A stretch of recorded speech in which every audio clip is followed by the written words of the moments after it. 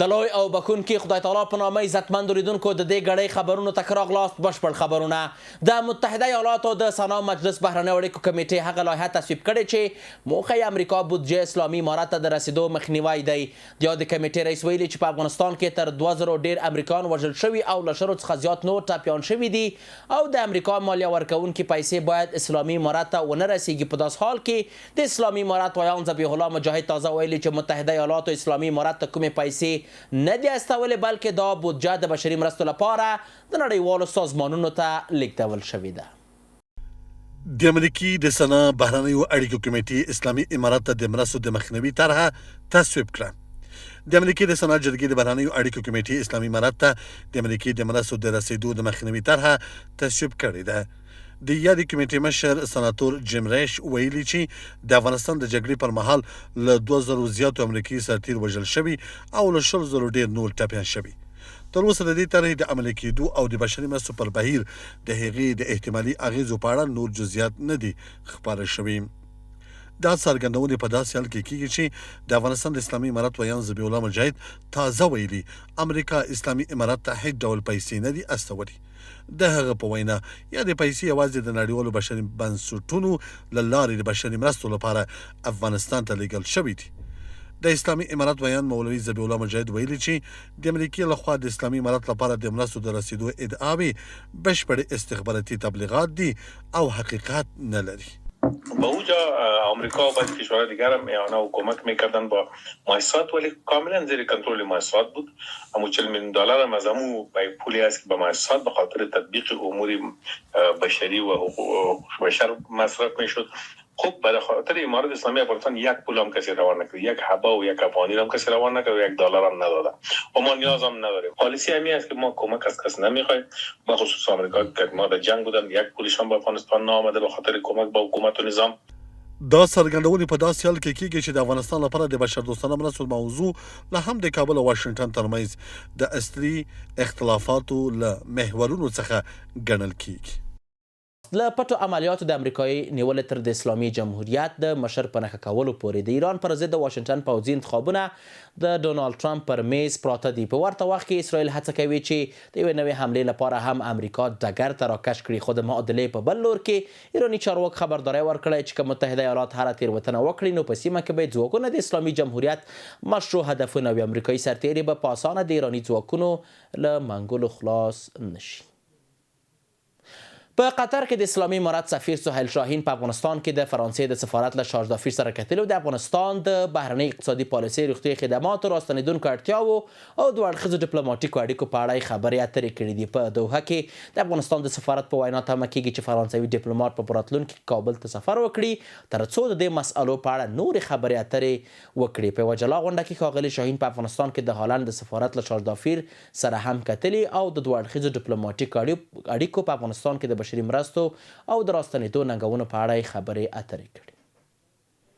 د پاکستان او افغانستان د سوداګرۍ او صنعت ګډې خونې د دواړو هیوادونو له چارواکو غوښتي چې د دواړو هیوادونو ترمنځ په سوداګریزو لارو کې بند پاتې 10,000 څخه ډېر کانتینرونه د یو ځل د خوشي کېدو اجازه ورکړي. پاکستاني رسنیو راپور ورکړی چې دغه کانتینرونه د لارو د تړل کېدو د سوداګرۍ د ځنډ له امله په 100 ورځو څخه ډېر وخت کېږي چې بند پاتې دي. یادې خونې ټینګار کړی چې د پاکستان او افغانستان ترمنځ د سوداګرۍ دوامداره بندښت د دې دمه د دواړو هیوادونو سوداګریزو ټولنو ته میلیونونه ډالر زیان اړولی دی. د پاکستان افغانستان د ګډې سوداګرۍ او صنایع خونې د دوړو هیوادونو له چارواکو غوښتي چې د دوړو هیوادونو ترمنځ په سوداګریزو لارو کې تر 10,000 زیات بند پاتې کانټینرونه د سمدستي خوشي کېدو زمینه برابره کړي. د پاکستاني رسنیو د راپور له مخې دغه کانټینرونه له 100 ورځو زیات وخت کېږي چې د دواړو هیوادونو ترمنځ د سوداګریزو دروازو د تړل کېدو له امله بند پاتې دي. یادې خونې خبرداری ورکړی چې د دې وضعیت دوام د دواړو هیوادونو سوداګرو او سوداګریزو ټولنو ته درانه مالي زیانونه اړولي او تر دې دمه یې د میلیونونو ډالرو اقتصادي تاوانونه رامنځته کړي دي. د پاکستان افغانستان د ګډې سوداګرۍ او صنایع خونې ټینګار کړی چې د سوداګریزو لارو سمدستي پرانیستل د لا زیاتو زیانونو د مخنیوي او د دواړو هیوادونو ترمنځ د اقتصادی اړیکو د ساتنې لپاره اړین دی. از نظر علم اقتصاد بسته ماندن هر روز مرزهای تجارتی میان دو کشور سبب پایین آمدن درآمدهای گمرکاتی و سبب کاهش حجم تجارت میان دو طرف میگردد که طی 3 ماه گذشته میلیون ها دلار به هر دو جانب خسارات مالی رسیده است. همچنان مرز تجارتی افغانستان و پاکستان نه تنها مرز تجارتی بوده بلکه راه ترانزیت نیز می باشد که با بسته شدن مرزهای تجارتی میان افغانستان و پاکستان صدها شرکت ترانزیتی، صدها دریور و صدها نیروی کار با بیکاری موقت مواجه گردیده است. په همدې حال کې د پولیزو لارو اوږدمهاله تړل کېدل په پاکستان کې د خیبر پختونخوا د اقتصاد پر وضعیت هم جدي منفي اغیزې کړې دي. پاکستاني رسنیو راپور ورکړی چې د افغانستان سره د سوداګرۍ او ترانزیت د فعالیتونو د ودې له امله د دې ایالت د زیربناو د پراختیا لپاره د مالی عوایدو په شدت کم شوی دی.